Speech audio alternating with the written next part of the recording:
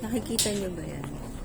Dati yan ang bili nila is 800. Ngayon, dahil binaha siya, alam nyo ba kung magkano na lang siya? 50,000 daw, guys. Grabe. Wala na siyang value dahil nga sira na. So, ang magagamit na lang yan, guys, is yung kaha. Ayan, nakikita nyo. Yung kaha na lang, guys. 50k daw. So, yan. Yan siya. Ayun.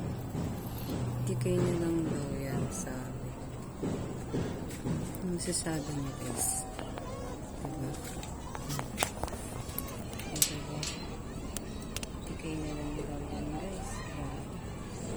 Kung 800,000 is 50k na lang daw yan, guys. Diba? Ano sasabi niya? 50k na lang siya.